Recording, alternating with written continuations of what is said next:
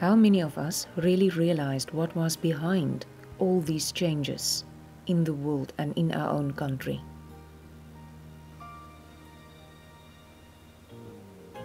And then we know that the Bible is telling us in Revelation 13 verse 16, all the people, great and small, rich and poor, will receive a mark in their right hand or in their foreheads, and no man will be able to buy or sell except he that had the mark, or the name of the beast, or the number of his name.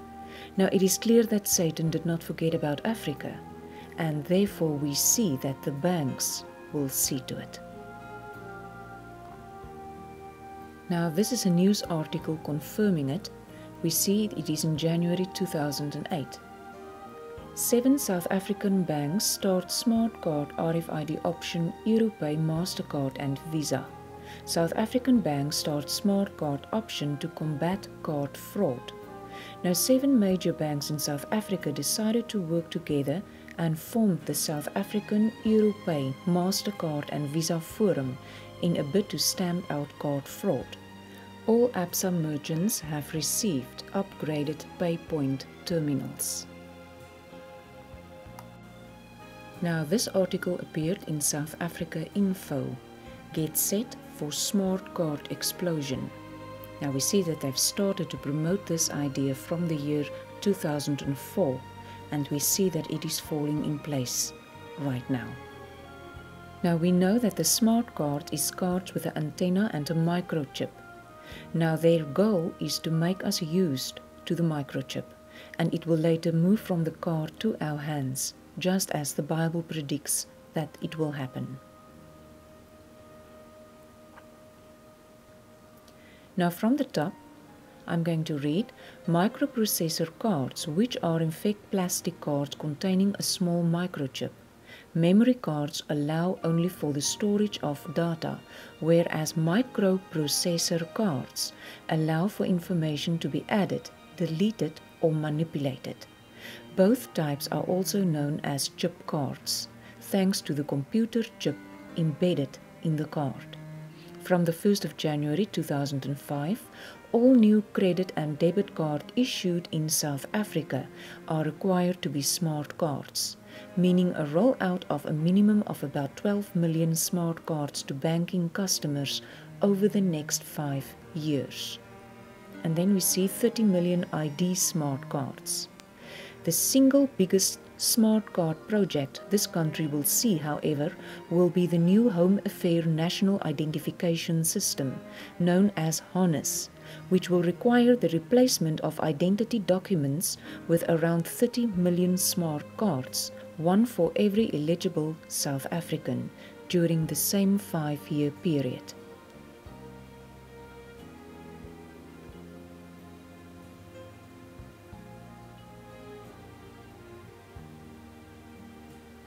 Now people, this is a reality. We have to wake up. We can see that the mark of the beast is knocking on our doors.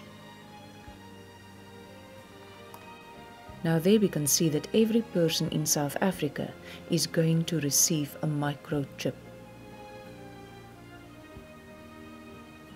Now this is the same article. It's saying Telkom and the mobile network operators are expected to add another 20 million cards in 2005 alone through the issue of new prepaid and SIM cards, while all pension payments handled by the Department of Social Development are expected to move to a smart card system from 2005 onward, following successful projects in most provinces. More than a third of all South Africans already hold a smart card in their hands indirectly, thanks to the SIM cards in their cellular phones, said Worldwide Works MD Arthur Goldstock. Now they will start getting to grips with the card itself as it becomes an everyday tool. Now according to this, we can see that they want us to get used to it. It says, now they will start getting to grips with the card itself as it becomes an everyday tool. The reason for the explosion in smart card usage is simple. It is more secure than any other identification technology that is economically viable and available, and can contain updatable information ranging from personal details to fingerprints to identification photos, and is far less prone to forgery than existing systems. Now this is hair-raising, because we can see that this is a reality. And it will not stay at the card, it will go from the card to the hand, because the excuse will be, then it cannot get lost. So they want us to get used to it.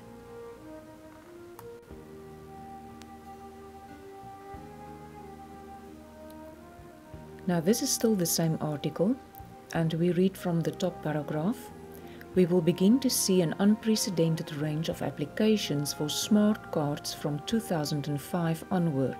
Starting with the telecommunications cards we already have and extending to financial services, said Razor's Edge MD Bruce Conradi, but it won't be long before almost every service that requires some form of identification or secure payment will take advantage of smart card technology. Now it's interesting, but it won't be long before almost every service that requires some form of identification or secure payment will take advantage of smart card technology. So this is coming.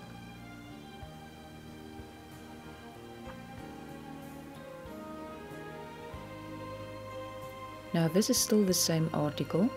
Contactless cards have both a microchip and an antenna embedded in the card, which allows for it to be detected at a small distance by the reader. Many South Africans already use such technology without realizing it. Shall I read it again? Many South Africans already use such technology without realizing it. For accessing restricted areas, paying for road tolls, or managing agricultural stock. The most promising applications we have seen so far involve pension payouts, Goldstock said. It shows how the technology can be used today by the most disadvantaged members of our society, in the remotest areas and with a minimum of information at their disposal. Imagine how much more can it do for South Africans in the future. Still think South Africa is a third world country that's years behind the world's technology and standards? I do not think so. Now you see, Africa will not escape the microchip implants that's going to replace cash and cards. If the banks in Africa unite with the standards of the new world order, cash will become worthless. And if you want to receive a paycheck or your pension, you will have to take the mark. Now the ultimate goal of microchip implants is control over every living human being, an attractive tool for dictators who wants to dominate. Now regarding the chip implants, our choice will be simple. It will be our worldly possessions, needs and money, or that we believe the Bible and go through persecution by not taking the microchip implants. Now this will mean that we are going to lose our lives here on earth, and we'll have to believe and put our trust in God for eternal life.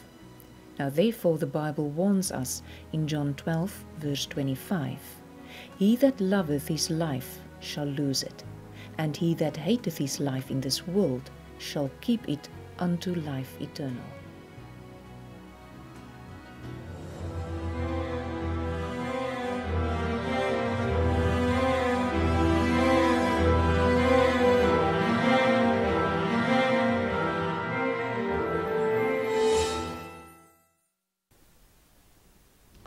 It's been a while since we talked about the European Union and what's really happening there.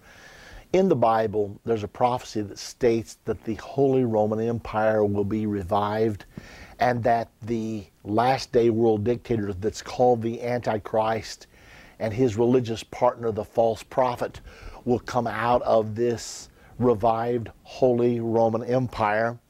But you don't hear a lot in the news about that, but it is taking place, because the European Union is in fact that revived Holy Roman Empire.